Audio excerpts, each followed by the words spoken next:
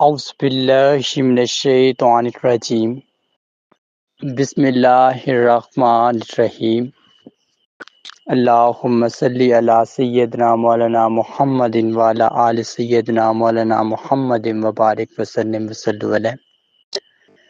اللہ کریم کے مقدس اور بابرکت نام سے شروع جو بڑا مہربان نہایت رحم والا ہے۔ تمام تعریفوں کا مالک، تمام قوتوں کا مالک، تمام حکمتوں کا مالک، تمام دانائیوں کا مالک۔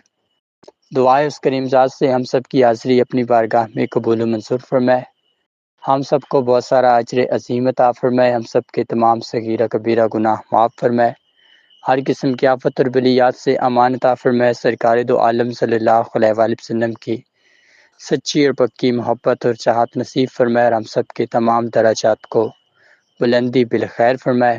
آقا دو جہاں صلی اللہ علیہ وآلہ وسلم کی سچی اور پکی چاہت عطا فرمائے، آمین یا رب العالمین۔ آج کا جو ہمارا لیکچر ہے، جس موضوع پر ہے، وہ ہے تمنا ایمان۔ اللہ پاک کی ذات ہمیں اس موضوع کو سننے کی، سمجھنے کی توفیق عطا فرمائے، ہماری تمام دعاؤں کو اپنی بارگاہ میں قبول فرمائے، اور ہمیں سرکار دو عالم صلی اللہ علیہ وآلہ وسلم کی سچی اور پکی چاہت عطا فرمائے، آمین یا رب العالمین۔ تمنا ایمان ہمارا موضوع ہے۔ جیسے کہ لاسٹ ٹائم ہم نے ایمان کا ذکر کیا تھا کہ ایمان کیا ہوتا ہے۔ بیسیکلی ایمان کو ہم نے ایک کیفیت کا نام دیا تھا جب ہم نے بات کی تھی کہ ایک انسان کی کتنی کیٹیگریز ہوتی ہیں، اور ہم میں سے بہت سارے لوگ ایسے ہیں جو ہر وقت پریشان رہتے ہیں، غمگین رہتے ہیں، روتے رہتے ہیں۔ بظاہر وہ انسان ہے، بظاہر وہ دانا ہیں، بظاہر وہ طاقتور ہیں، لیکن وہ اپنی طاقت کو لاوارث، تنہا، بے بس سمجھتے ہیں۔ اب ایسی کنڈیشن کیوں آئی؟ کیونکہ انسان کی 4 کیٹیگریز ہیں، اور وہ لوگ ان کیٹیگریز کے اندر خود کو ڈیوائیڈ نہیں کرتے۔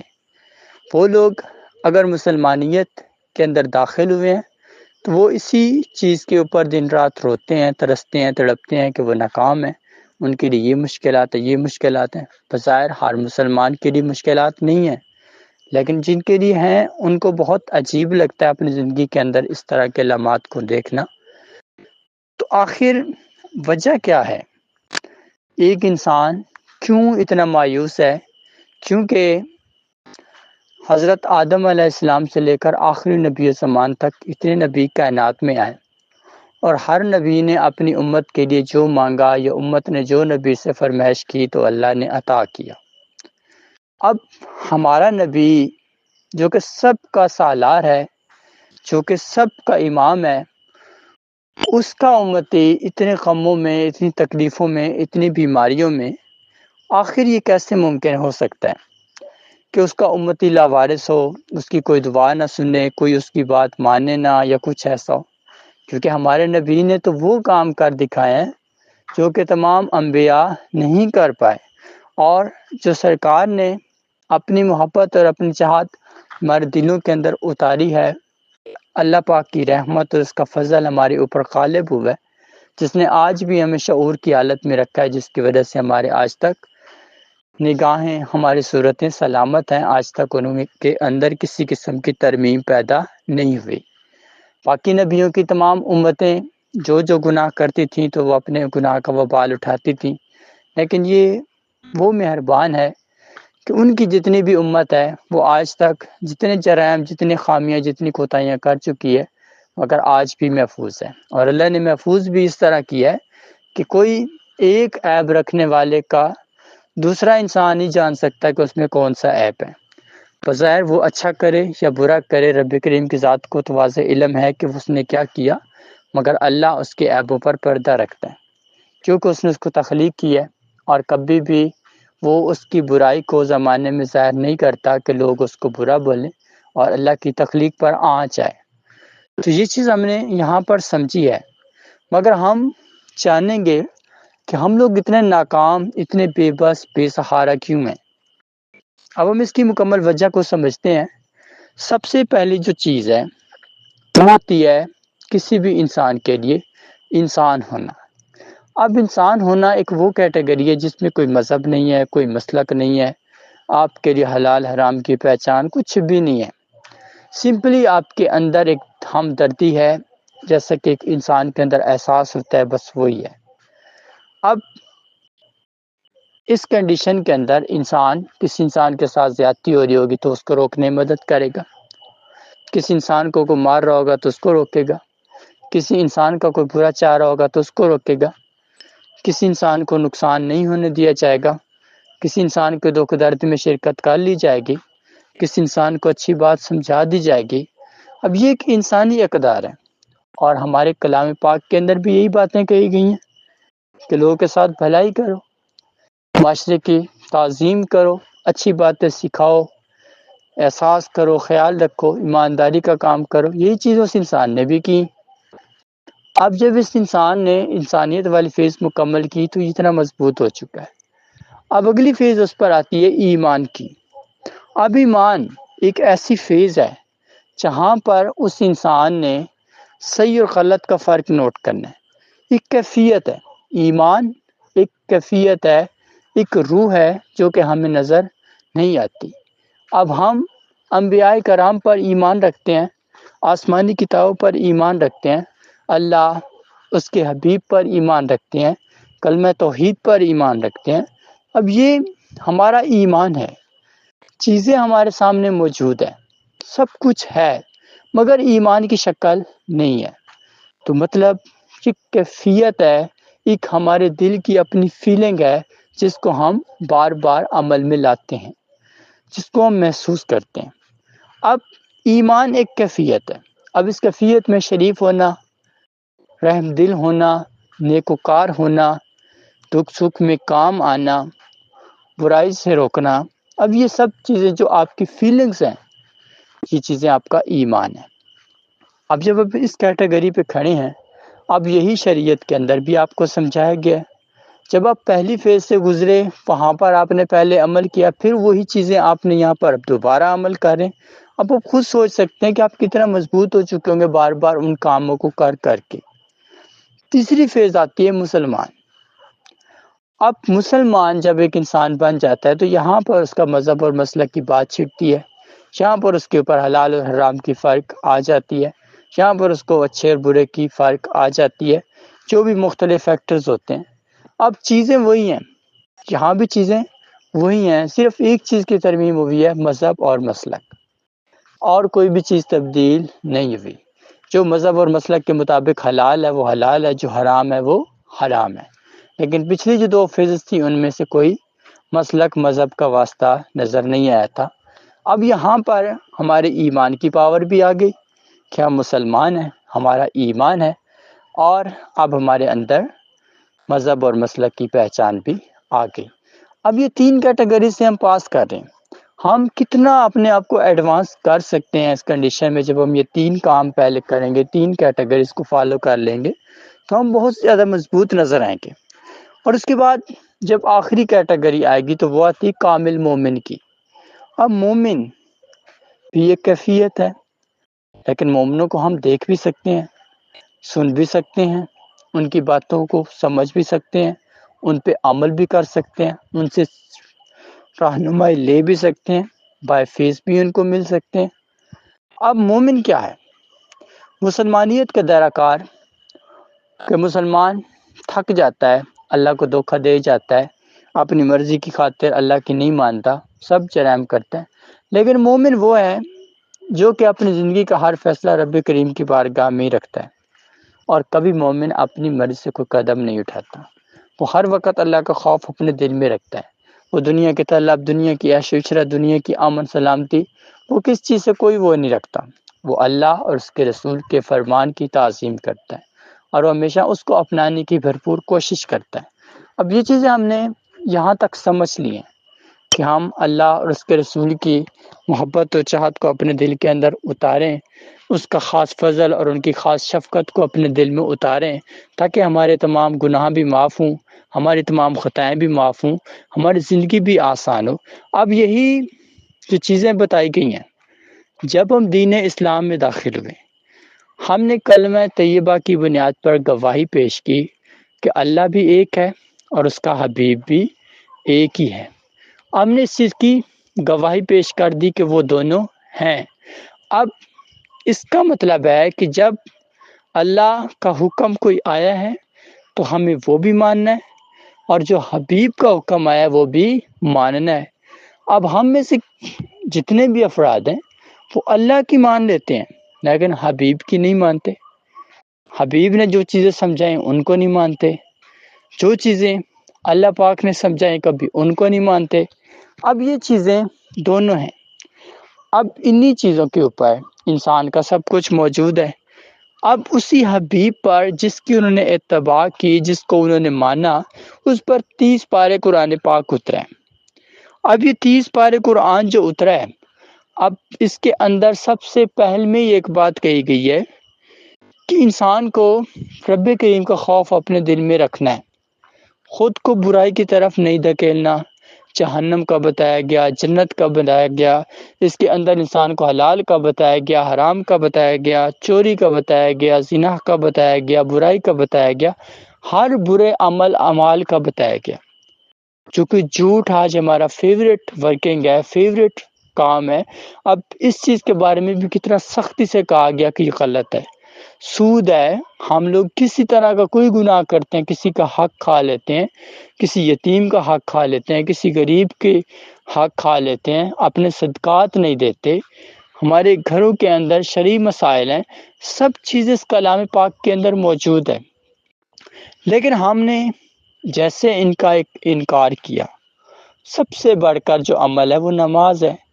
اب ہم میں سے کئی لوگ ہیں جو نماز بھی نہیں پڑھتے، جو دعا بھی صحیح سے نہیں کرتے، تو یہ بھی جانتے ہیں کہ الدعاء مغسل عبادت۔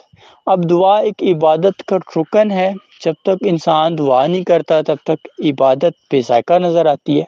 اب کافی لوگ ایسے ہیں جو دعائیں مانگ مانگ کے تھک گئے، کبھی انہوں نے اللہ سے اس کی رضا نہیں مانگی، ہمیشہ اپنی رضا اللہ کو بتائیے کہ یہ مجھے چاہیے، اور اس کے نتیجے میں پھر وہ انسان جب کامیاب نہیں ہوتے تو پھر مانگنا بھی چھوڑ دیتے ہیں۔